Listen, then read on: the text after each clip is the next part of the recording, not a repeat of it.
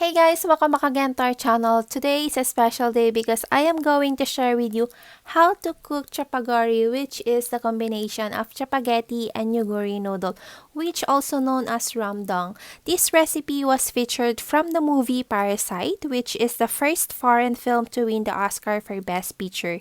And it happens to be a South Korean film, so I was super excited to cook this recipe. So let's get started.